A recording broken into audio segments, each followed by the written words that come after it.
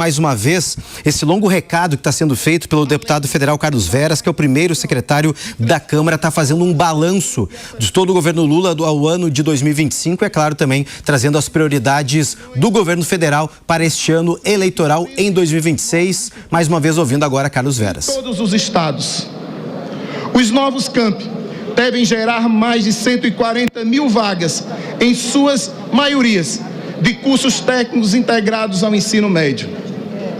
A Rede Federal de Educação Superior também avançou em sua capacidade acadêmica e científica. O Brasil conta atualmente com 69 universidades federais, 10 novos campos em implantação e 45 hospitais universitários em funcionamento.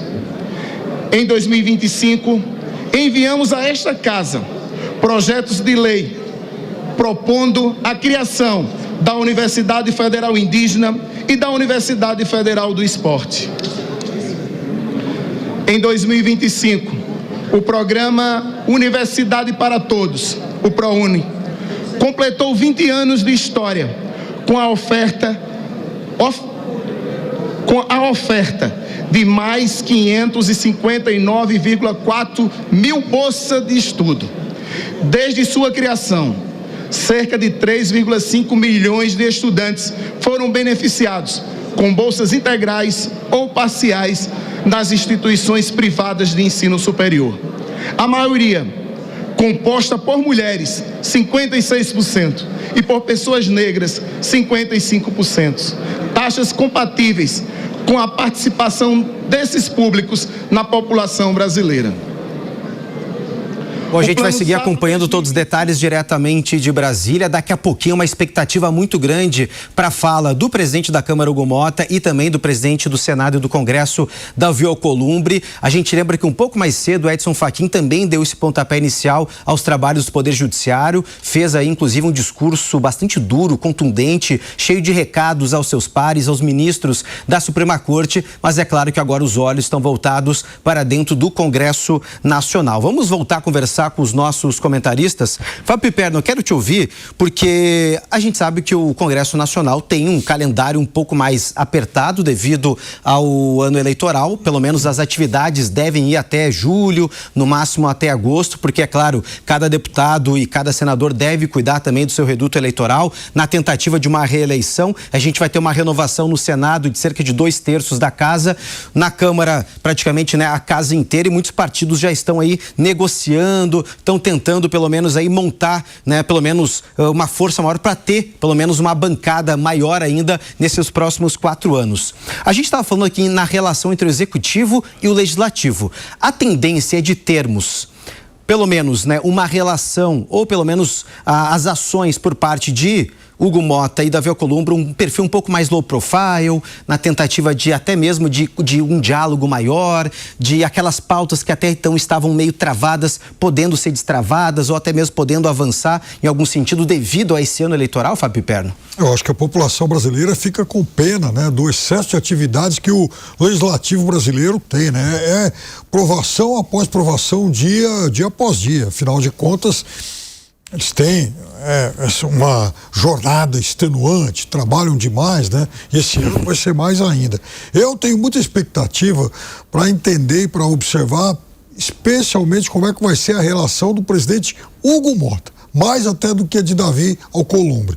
Porque Hugo Motta, ele depende muito mais de acertos locais com o governo federal, especialmente com o presidente Lula, do que o próprio Alcolumbre. Alcolumbre é um político, digamos que sem tanta oposição, sem tantos rivais de peso em seu estado. Hugo Motta não. E Hugo Motta tem também por objetivo eleger o pai, que afinal de contas, política está no sangue, né? Eleger o pai senador.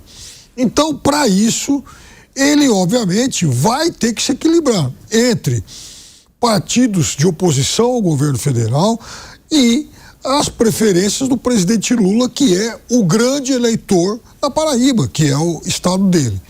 Então, é evidente que o presidente Lula e Hugo Motta, eles vão, mais nesse ano do que em qualquer outro, desenvolver uma relação de interdependência. Lula vai precisar de Hugo Mota para suas pautas na Câmara e Hugo Mota vai ter que se manter relativamente próximo ao Planalto para poder contemplar os seus objetivos eleitorais lá na Paraíba.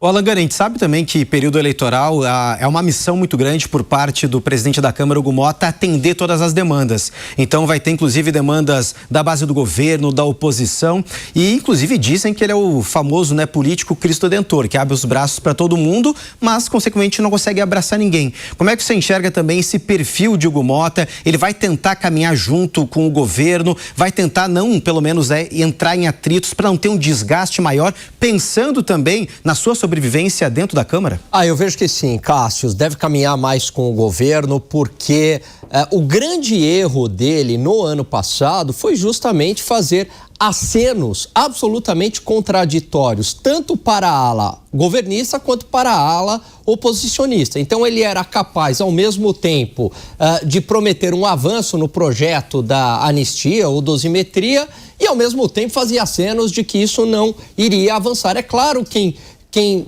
promete tudo a todo mundo acaba não prometendo nada, né? E acaba tendo também dificuldade de composição. Não à toa, né, que há várias críticas relacionadas a ele, que faz uma gestão fraca. Agora, é claro que num ano eleitoral tudo pode mudar, também há um processo de aprendizado, né, por parte dele, mas eu vejo que a relação, concordo com o Piperno, a relação na Câmara dos Deputados, ela vai ser muito mais sensível e delicada do que no Senado. No Senado, claramente, Davi Alcolumbre já fez a sua escolha, que é claramente um presidente do Senado governista.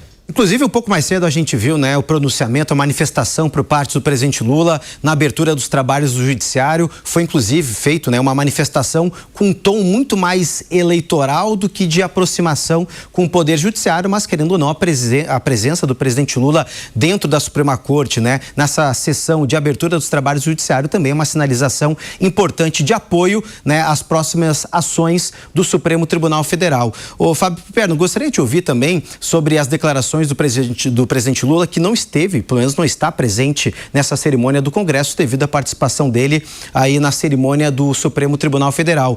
Ficou muito claro as intenções do presidente Lula, não só pelo que ele falou no STF, mas também por essa carta lida pelo secretário, né, pelo primeiro secretário da Câmara, o deputado Carlos Veras. Quais são as prioridades do governo em 2026? Olha, veja, eu acho que a principal prioridade do governo para 2026 é óbvio que existem projetos, mas eu acho que é principalmente de não tensionar o ambiente. O governo, ele quer evitar a qualquer custo um tensionamento maior entre, por exemplo, STF e setores, não só da sociedade, mas também do parlamento. Ele quer evitar o máximo possível atritos com o Congresso. Porque o governo, ele sabe que ele não tem maioria e ele depende de boas relações com as casas congressuais e também com o STF. Então, é principalmente um aceno ao armistício, mesmo que temporário, mesmo que vigente apenas para esse período eleitoral. Mas é o governo também jogando o jogo que ele julga, né, que seja o possível nesse momento. Inclusive, Alangani, a gente sabe que na política tudo pode acontecer, inclusive nada. Por isso que o Fábio Piperno falou nesse armistício, né? Apenas nessa relação um pouco mais de paz e amor, pelo menos nesse pontapé inicial da temporada de 2026. Mas, Alangani, o próprio deputado federal Carlos Veras tocou num assunto extremamente importante, que é uma das bandeiras e que, de certa forma, o presidente Lula tenta se cacifar e trazer para si, que é o acordo de livre comércio do Mercosul com a União Europeia. É uma das prioridades do governo, essa, inclusive, né, essa temática já está na Casa Civil, deve ser encaminhada nesses próximos dias para o Congresso Nacional, para ter a ratificação do Congresso brasileiro, para dar início, pelo menos de forma temporária, esse acordo que foi firmado agora no mês de janeiro. O presidente Lula vai tentar, de certa forma, valorizar cada vez mais esse acordo que estava travado, ou pelo menos em banho-maria, há mais de 25 anos? Eu vejo que sim, Cássio. Aliás, até porque, né, ele coloca, todo o discurso dele é como se fosse que o acordo fosse viabilizado por conta dele, por conta de uma negociação dele. Não é bem verdade, né? Na verdade, é uma conquista da sociedade brasileira, algo que começou lá no governo Fernando Henrique, que deu o pontapé inicial. É verdade também que durante o governo Lula 1 e 2, ele insistiu nesse tema, mas houve avanços também durante o governo Bolsonaro e agora durante o governo Lula. Mas é do jogo, ele tentar capitalizar para ele. Agora, eu não sei, eu tenho minhas dúvidas se isso tem um grande efeito eleitoral. Eu acredito que seja uma pauta um pouco distante do eleitor, até porque os resultados concretos não virão agora, né? Aliás, está parado, o acordo foi judicializado, enfim, lá pela União Europeia, mas os resultados concretos viriam depois de alguns anos. Então, não sei até que ponto que chamar para si esse feito do acordo de livre comércio entre a União Europeia e Mercosul terá um ganho eleitoral.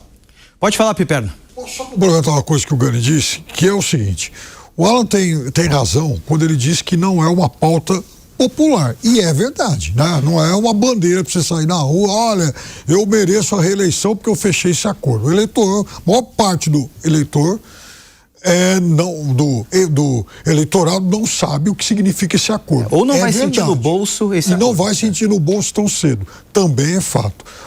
Mas é um tema muito importante para melhorar a relação do presidente da República com um segmento que lhe é hostil, especialmente o agronegócio.